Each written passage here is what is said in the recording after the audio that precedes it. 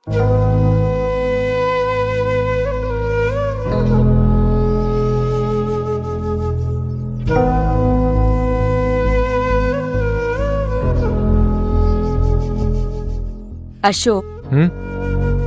ಶಿವಗಾಮಿ, ನಿಮ್ ಹತ್ರ ಒಂದ್ ವಿಷಯ ಮಾತಾಡ್ಬೇಕಿತ್ತು. ಫ್ರೀ ಇದ್ದೀರಾ?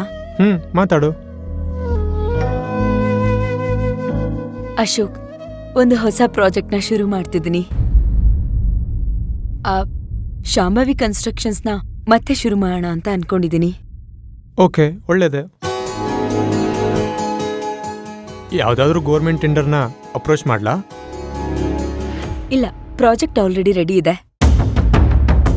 ಏನು, ಪ್ರಾಜೆಕ್ಟ್ ರೆಡಿ ಇದೆಯಾ? ಏನ್ ಪ್ರಾಜೆಕ್ಟ್? ಅಪಾರ್ಟ್ಮೆಂಟ್ಸ್ನ ಬಿಲ್ಡ್ ಮಾಡೋದು. ಪಬ್ಲಿಕ್ ಹತ್ರ 75 lakhs ಇಸ್ಕೊಳ್ತೀವಿ.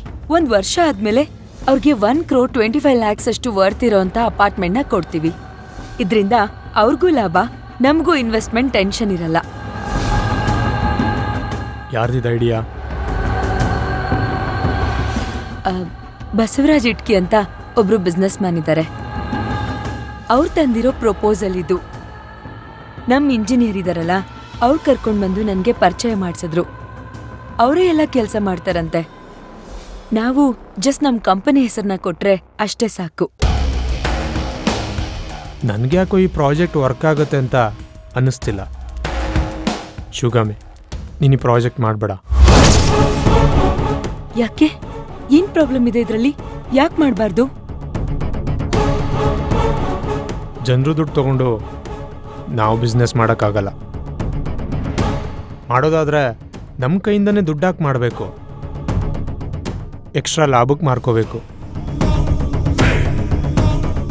ಇನಿಷಿಯಲಿ ನನಗೂ ಹೀಗೆ ಅನ್ನಿಸ್ತಾ ಇತ್ತು ಅಶೋಕ್. ಆದ್ರೆ ಬಸವರಾಜ್ ಅವರು ಎಕ್ಸ್ಪ್ಲೈನ್ ಮಾಡಿ ಹೇಳಿದ್ಮೇಲೆನೆ ನನಗೂ ಅರ್ಥ ಆಗಿದ್ದು. ನಿಮ್ ಕಂಪನಿಗೆ ಆಲ್ರೆಡಿ ಒಳ್ಳೆ ಹೆಸರಿದೆ, ಹಾಗಾಗಿ ಈ ಪ್ರಾಜೆಕ್ಟ್ ಸಕ್ಸಸ್ ಆಗೇ ಆಗತ್ತೆ ಅಂತ ಅಂದ್ರು. ಹಾಗಾಗಿ ನನಗೂ ಇದು ಸರಿ ಅಂತ ಅನ್ನಿಸ್ತು. ಶಿವಗಾಮಿ, ಯಾರೋ ಹೊಸೊಬ್ರನ್ನ ನಂಬ್ಕೊಂಡು ಇಷ್ಟು ದೊಡ್ಡ ಕೆಲ್ಸಕ್ಕೆ ಕೈ ಹಾಕಕ್ಕಾಗಲ್ಲ. ನೋಡು, ನನ್ನ ಮಾತು ಕೇಳು, ಈ ಪ್ರಾಜೆಕ್ಟ್ ಮಾಡಬೇಡ. ಯಾಕೆ ಅಶೋಕ್ ಈ ತರ ಎಲ್ಲ ಮಾತಾಡ್ತೀರಾ?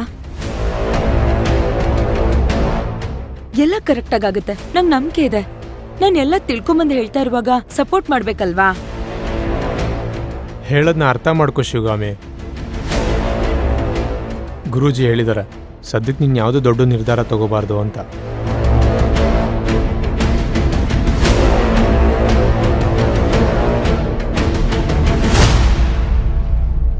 ಇನ್ಫ್ಯಾಕ್ಟ್ ಡಾಕ್ಟರ್ ಕೂಡ ಹೇಳಿದ್ರು, ತುಂಬ ಭಾವನಾತ್ಮಕವಾಗಿ ಡಿಸಿಷನ್ ತಗೋತಾರೆ. ಮೇಡಮ್ನ ಸ್ವಲ್ಪ ದಿವಸ ಜೋಪಾನವಾಗಿ ನೋಡ್ಕೊಳ್ಳಿ ಅಂತ ಕೂಡ ಹೇಳಿದ್ರು. ಅಂದ್ರೆ ಏನ್ ನಿಮ್ ಮಾತಿನ ಅರ್ಥ ಅಶೋಕ್?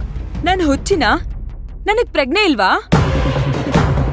ಹಿಂದೆ ಮುಂದೆ ಆಲೋಚನೆ ಮಾಡದೆ ನಿರ್ಧಾರ ತಗೋತೀನ ನಾನು, ಅದು ನಮ್ ಕಂಪನಿ ವಿಚಾರದಲ್ಲಿ.